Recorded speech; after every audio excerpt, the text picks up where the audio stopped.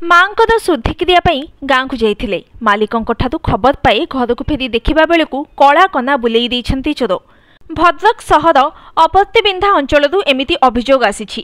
ସୂଚନା ଅନୁଯାୟୀ ଭଦ୍ରକ ଜିଲ୍ଲା ଅପର୍ତ୍ତିବିନ୍ଧା ଅଞ୍ଚଳରେ ସୁରେଶ ଚନ୍ଦ୍ର ବାରିକ ନିଜ ପରିବାର ସହିତ ଭଡ଼ା ଘରେ ରହି ଆସୁଛନ୍ତି।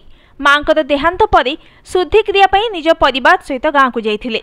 ତେବେ ଘର ମାଲିକ ତାଙ୍କ ଘରର ଝରକା ଖୋଲା ଥିବା ଜଣାଇଥିଲେ, କିନ୍ତୁ କିଛି ସମୟ ପରେ ଝରକା ସହିତ କବାଟ ଭଙ୍ଗା ଯାଇଥିବାର ଜଣାଇଥିଲେ। ସୁରେଶ ଗାଁରୁ ଫେରି ଦେଖିବା ବେଳକୁ ଘରର ଝରକା ଓ କବାଟ ଭଙ୍ଗା ଯାଇଥିବା ସହିତ ଆଲମାରୀ ଓ ଗୋଦ୍ରେଜ ଭଙ୍ଗା ଯାଇଥିବା ଦେଖିଥିଲେ। ସେଥିରେ ଥିବା ନଗଦ ଟଙ୍କା ସହିତ ସୁନା ଗହଣା ମଧ୍ୟ ନଥିଲା।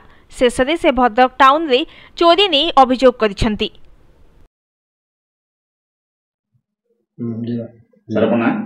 ସୁରେଶ ଚନ୍ଦ୍ର ବାରିକ, घर अपर्तमेंट न्यू कॉलोनी। कौन आम माँ सुधिका आम पलि जाइलु गाँव को एमती घर ओनर फोन कले तुम झरका एमती खोला